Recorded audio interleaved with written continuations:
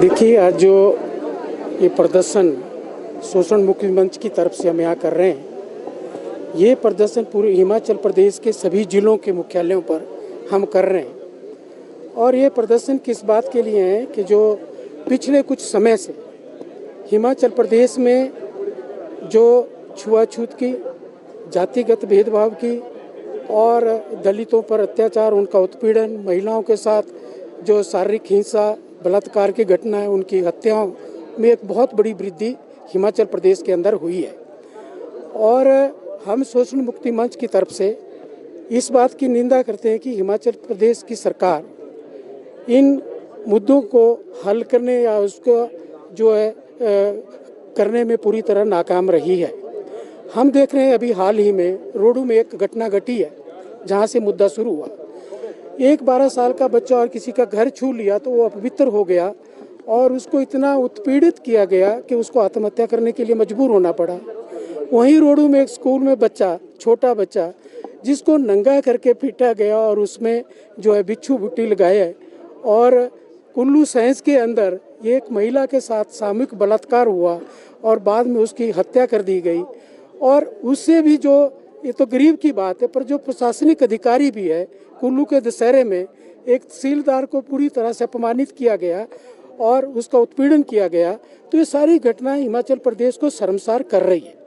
तो हम देख रहे हैं कि लगातार जो समाज के अंदर भी कुछ ऐसे संगठन हैं जो संविधान के खिलाफ बोल रहे हैं, किसी एक विशेष उसके खिलाफ बोल रहे हैं, समुदाय के खिलाफ बोल रहे हैं, अल्पसंख्यकों के खिलाफ बोल रहे हैं, जातिवादी जो घटना है उनको बढ़ावा देने की बात कर रहे हैं लगातार। तो हमारा सरकार से भी एक मांग है कि ऐसे घटनों पर पूरी तरह से प्रतिबंध लगाया जाए, उनके बोलने लिखने पर, और उनके खिलाफ कड़ी कार्रवाई जो है करने की हम मांग करते हैं। और दूसरी तरफ जो है सबसे बड़ी बात क्या है कि ये जो हो रहा है इसके पीछे जो कारण है उसको भी हमें समझना है। आज 78 साल देश को आज़ाद हुए हो गए, पर जो जातिवादी व्यवस्था है, छुआछूत की व्यवस्था है, आज़ाद भारत में 38 साल पूरे होने के बाद भी वो कायम है। इसके पीछे कारण क्या है, इसको समझना है। इसके पीछे जो मुख्य कारण है कि जो सत्ता में सरकारें रही, जो हमें संविधान में बाबा साहब ने समानता का अधिकार दिया, वो सिर्फ कागजों में रहा। और जो सत्ता में सरकार रही उसने उसको इस जातिवाद, छुआछूत को खत्म करने के बजाय उसको उल्टा फलने फूलने की जो जमीन है उसको तैयार किया और इसको जारी रखा। इसको खत्म करने का किसी सरकार ने प्रयास नहीं किया, एक मुख्य कारण है।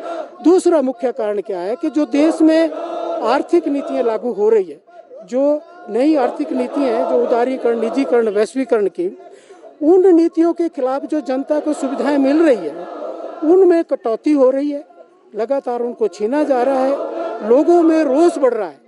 उस रोष को दूसरी तरफ उसको भटकाने के लिए जनता के मुद्दों, असली जो उसके मुद्दे, रोजगार का मुद्दा है, उसको सुविधा का मुद्दा है, समानता का मुद्दा है, उसे भटकाने के लिए सरकार लगातार क्या कर रही है कि धर्म के नाम पर लड़ाने की बात कर रही है, जात के नाम पर लड़ाने की बात कर रही है, क्षेत्र के नाम पर लड़ाने की बात सरकार कर रही है, जिससे जनता की एकता को तोड़ा जाए और अपना राज को कायम रखा जाए। ये इसके पीछे है। अभी आप देख रहे हैं, कल 2 दिन पहले संजौली में एक समुदाय को वहाँ पे नमाज पढ़ने से रोका गया।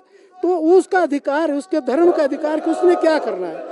हमारा अधिकार है कि हमने मंदिर में पूजा करनी, मेरा अधिकार है, किसी को गुरुद्वारे में करनी उसका अधिकार है।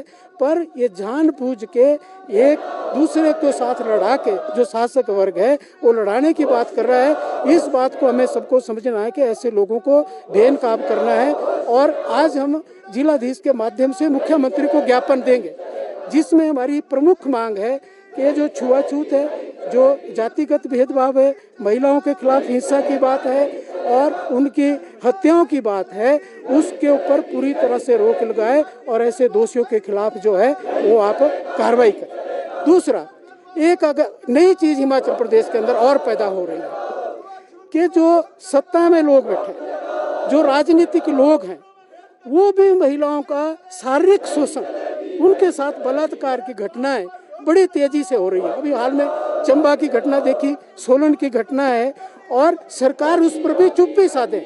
हम सीधी बात करते हैं कि महिलाओं के साथ जो भी अधिकार, चाहे वो मीरपुर की घटना है, हम उसकी निंदा कर रहे हैं और ऐसे लोगों के खिलाफ कठोर कार्रवाई की मांग हम करते हैं। दूसरा आज का एक मुद्दा हमारा है कि जो हमारा SC ST सब कंपोनेंट प्लान होता था उसको स्पेशल डेवलपमेंट प्लान बना दिया है, पर उसमें जो बजट आता है वो दूसरे कामों पर खर्च होता है। अभी ठियोग में RTI में लिया, उसमें कहा कि वहाँ पे रेस्ट हाउस बनाया SC ST कंपोनेंट प्लान के पैसे से, जो कि दलित बस्तियों के लिए लगना था।